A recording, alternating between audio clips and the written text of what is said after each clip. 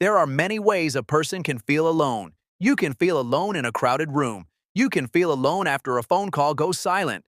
You can feel alone at night in your own bed in a city full of people. But none of those moments are truly alone, because in all of them, the earth is still beneath you. Sound still exists around you. Gravity still holds you down. And somewhere, even if they feel far away, other people are breathing the same air. This video is about something different. This is about what it would feel like to be completely, permanently, unreachably alone. Not on Earth, but in space. In the dark. In the silence. With no way back and no one coming for you. We are not talking about a movie. We are not talking about a thought experiment that ends with a neat solution. We are talking about something that forces us to ask a deeper question. What actually makes us human? What holds us together, not physically, but mentally and emotionally, when everything familiar is gone? By the end of this video, you may see space very differently, not as a place of wonder and beauty alone, but as the most extreme test a human being could ever face. Not because of the cold, not because of the darkness, but because of the silence. Imagine this. You are in a spacecraft. Everything around you hums quietly. The life support system, the ventilation, the gentle vibration of the ship moving through space. And then, nothing. The communication system goes dark. You press the button to reach Earth. Nothing comes back. You try again and again. You switch frequencies. You follow every protocol you were trained for. Silence. You look out the window. And what you see is exactly what has always been there. Stars, endless and still, scattered across a darkness so deep it has no bottom. But something is different now. Before, that same view felt vast. It felt beautiful. It felt like standing at the edge of something magnificent. Now, it just feels empty. Astronauts who have spent time in space talk about this shift in a very specific way. One described it like this. From up there, Earth looks fragile, like a small, delicate light in a very large, very dark room. Another said, you realize how thin the line is between being alive and not being alive. Space does not care either way. A NASA psychologist who studied long-duration spaceflight once explained, when communication with Earth breaks down, even briefly, astronauts report an immediate rise in anxiety. The connection to home is not just emotional, it is part of what keeps the mind stable. Now imagine that connection does not come back, not in an hour, not the next day, not ever. That is the moment this scenario truly begins. In the first hours, your body does something remarkable. It does not break down. It does not panic. It focuses. This is adrenaline, a chemical your body releases in moments of danger. It sharpens your thinking. It speeds up your reactions. It tells every part of you, solve this, fix this, survive this. So you work. You run every system check you know. You look for a backup communication channel. You go through your training step by step because that is what training is for, to give your hands something to do when your mind is starting to shake. You tell yourself, this is temporary. There is a logical explanation. Someone will notice. A rescue mission will be sent. And for a while, that belief is enough. But time passes, and the silence does not break. Hours become longer. The adrenaline starts to fade. And in the quiet that follows, something else begins to grow. Not loudly, not all at once, but slowly, like water rising in a room. Fear. Not the sharp fear of sudden danger. Something slower and heavier than that. The fear that comes when you begin to understand that no solution is coming. A researcher who studied isolation in extreme environments, including simulated deep space missions, put it simply, the first stage is problem solving. People try everything they can think of. But when action runs out, that is when the psychological challenge truly begins. Days pass. And here is something strange. You stop being sure how many. On Earth, time is measured by light. Morning comes, evening comes. The sun moves across the sky. Your body knows what day feels like. It has been learning since the moment you were born. In space, there is no morning. There is no sunset. There is only the same darkness, the same hum of the ship, the same recycled air. Your body slowly loses its internal clock. Sleep becomes harder, then harder still. You start to feel awake when you should be sleeping and exhausted when you should be alert. Routine, the small repeated actions that give shape to a day, begins to fall apart. And when routine disappears, so does something else. The sense that time is moving forward, that tomorrow is different from today, that there is a reason to do one thing before another.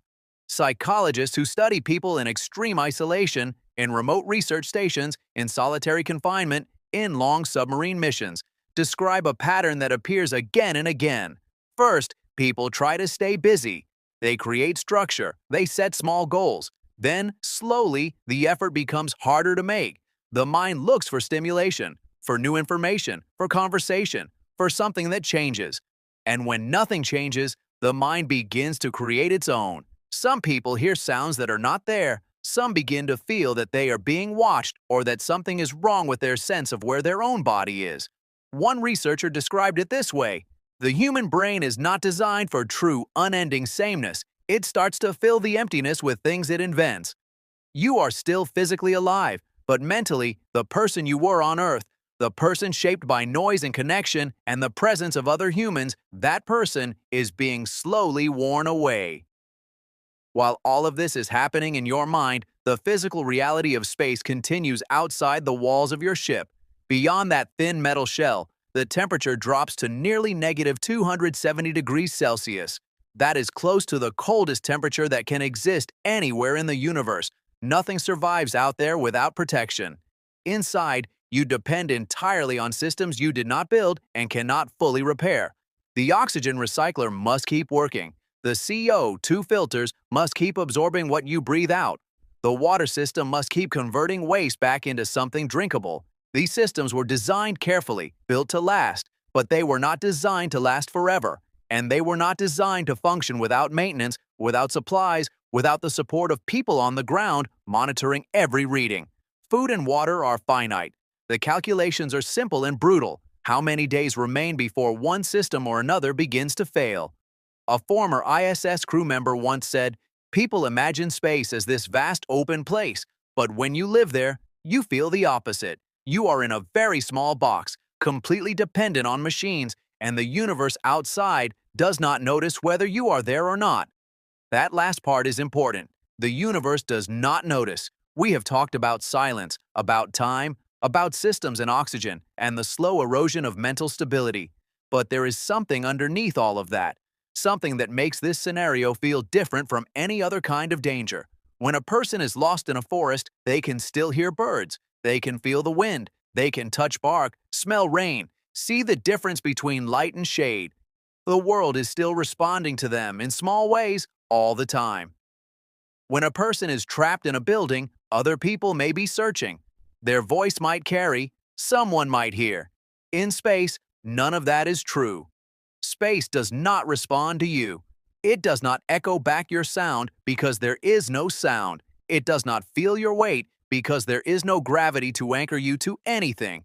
It does not care that you are there because it is not capable of caring about anything at all. And that complete indifference, is something the human mind is genuinely not built to handle. We are wired for connection. Every part of how we process the world, our language, our emotions, our sense of self, developed inside communities, inside relationships, inside the presence of other people. Take all of that away, completely and permanently, and something fundamental begins to fracture. Not just the mood, not just the sleep, the sense of self, the sense that you exist, that you matter, that there is a reason to keep going. A psychologist who studies extreme isolation said it in a way that stays with you. The greatest threat to people in long-term isolation is not boredom. It is meaninglessness. When a person cannot find a reason why their existence matters to anyone else, the will to survive weakens, even when the body is still capable. So what does this tell us? It tells us something we often forget when we are busy with ordinary life, with schedules and noise and the small irritations of being around other people. It tells us that those things are not distractions from life. They are life. The sound of a voice. The knowledge that somewhere, someone is thinking about you. The ability to look at another face and see something familiar looking back. These are not luxuries. They are not extras. They are the foundation of what keeps a human being together. Space does not take away your body first. It takes away your context, your connection, your reason. And without those things, the body, even when it is warm and fed and breathing, begins to lose its reason to continue. Carl Sagan, one of the most thoughtful voices ever to speak about space, once described Earth as a mote of dust suspended in a sunbeam. He said it with wonder. He said it to show us how small and precious and rare our world is. But there is another way to hear those words, from the perspective of someone looking at that small light from a distance with no way back. From there, that mote of dust is not just a home. It is everything that makes existence bearable. Humans are not built only to survive. We are built to belong. And space, silent, infinite, indifferent space, removes belonging completely. That is why this scenario is not just frightening as a physical danger, it is frightening as a mirror. It shows us more clearly than almost anything else can what we actually are and what we cannot live without.